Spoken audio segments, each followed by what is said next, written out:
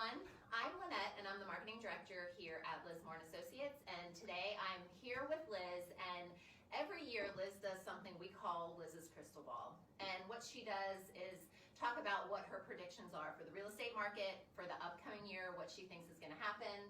And we usually publish it, and so we thought this year it'd be really fun to do it on video. So thank you, Liz. Absolutely, happy to be here. Good, good. So first to start, I'm really curious, how would you sum up the year 2020? Wow, that's a great question. You know, there is no doubt that 2020 has been one for the history books and something we're going to remember and talk about for a long time.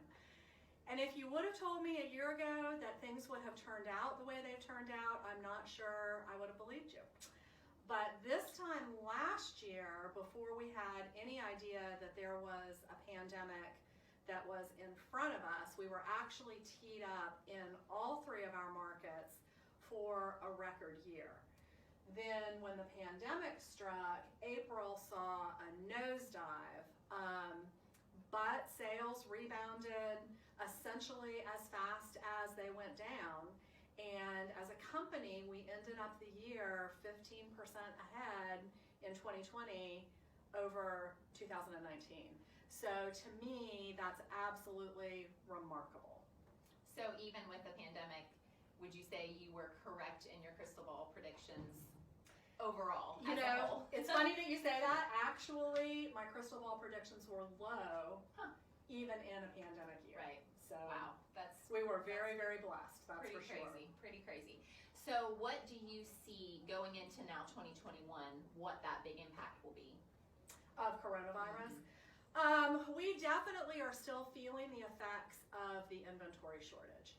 And there are plenty of sellers out there, understandably, who are not comfortable putting their house on the market. So probably the biggest stressor that the real estate industry has faced this past year is not having enough houses to sell. So there's plenty of buyers out there that are anxious to take advantage of low interest rates, but not necessarily enough homes for them to purchase. So until the vaccine is wider spread and COVID is a little bit more in our rearview mirror, I anticipate that we're going to continue to see a really tight market with much greater demand than supply. Interesting.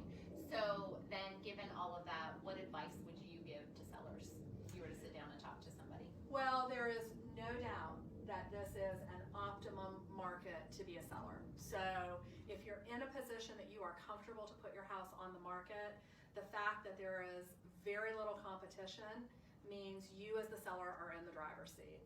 You're able to push the envelope on price, you're able to negotiate better terms than you can in a more balanced market. In our greater Williamsburg market this past year, sellers actually enjoyed almost an 8% appreciation. Wow. And typical appreciation in an average year is about 3.8%. So doubling what they're seeing in price appreciation. Gotcha. So to answer your question, that was a long answer to a short question. I think the advice that I would give to sellers is sooner rather than later. You know, as the virus is behind us, I expect to see a lot of pent-up seller inventory coming on the market. So if you can beat that inventory, that's definitely going to position you well. Right. Good advice from Liz herself. So what about the luxury market? What do you know, it's interesting because in past years we've had reasonably strong sales, but the luxury market has always lagged behind that. In the corona year of 2020, our luxury market has actually flourished, and we've seen sellers, even with price points up over $750,000, selling in a much shorter time than we typically see and getting a better value in sold price to list price ratios as well. Wow, okay. So we talked about sellers. Liz, what would your advice be for buyers right now? Buyers definitely face some challenges in the current market. Everybody is scrambling to take advantage of interest rates, which we are seeing in the high twos, mid to high twos, which honestly Last year, if you would have told me that, I would have said there's absolutely no way. We've definitely hit our low point at 3, and then here we've gone even lower than that. The problem is, because there are so many more buyers out there than sellers, you're competing as a buyer. And so your offer is definitely going to have to be strong. You may end up paying a little bit over asking price. So your realtor and your lender can help you get comfortable with the numbers that you're talking about, and lower interest rates have a huge impact on your payment. So even in a very competitive market, I still think there are plenty of good buys to be had. So you mentioned interest rates. What do you think is going to happen with interest rates in the coming months? So if you look back at any of my crystal balls over the past few years, the last 3 years I have predicted that they're going to start to rise. And I've been wrong about that in my crystal ball for the last 3 years. But it is just really hard for me to imagine that we're not going to see that. I have to believe that we're bouncing along the bottom right now. And as the economy improves, supply and demand, all of that tells us that those interest rates are going to have to tick back up with the health of a strengthening economy. Okay, so with the economy and interest rates and all of that, some people are saying that, they're predicting the real estate housing bubble that we're in right now is the one that we were in right before the big crash in 2008. What, do you think that's the case? I've heard that too, but frankly, I think the real estate market right now is so different than the real estate market was in 06, 07 before things crashed in 08.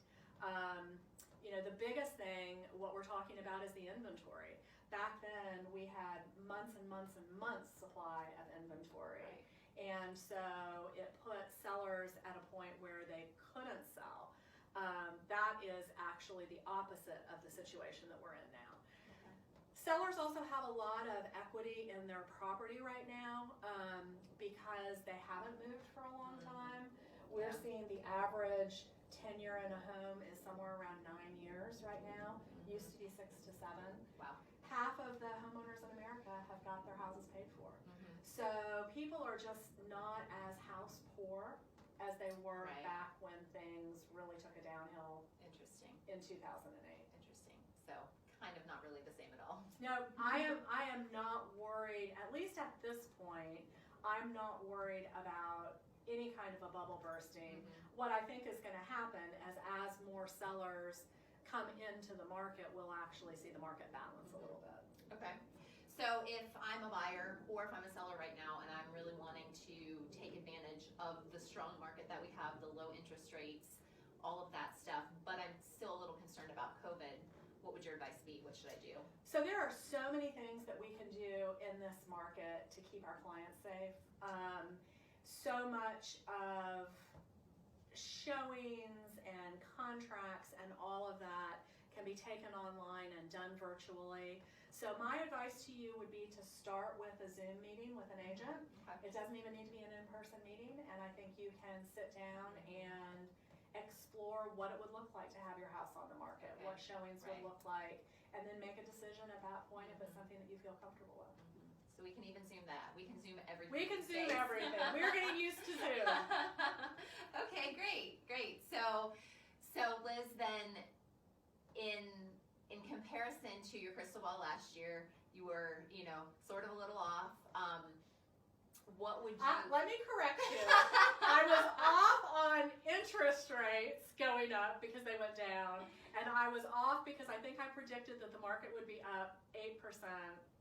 And actually, we were up 15%. I think the market was up closer to 8%. Okay. So I wasn't You weren't that wrong. wrong. So maybe let's just say interest rates, and you obviously didn't know that COVID was happening. So my last question would be, of everything that you've predicted for the next, for 2021, is there anything that you're not fully confident in your prediction? Is there anything that you're thinking, well, I'm gonna go ahead and say this might be the case, but... The only thing that I'm really not sure about is how long it's going to take the inventory to come back.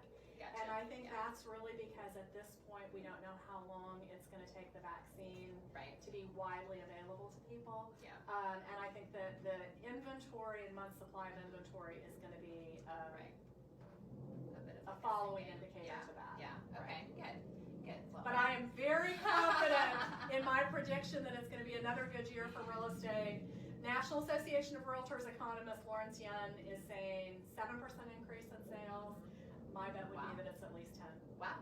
At least 10. Well, that's great news. Yeah. That's really great news. Well, thank you, Liz, for being here today, for giving us your predictions.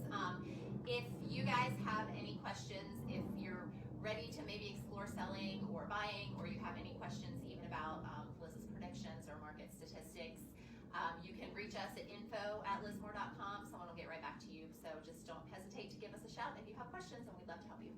Very good. Happy New Year.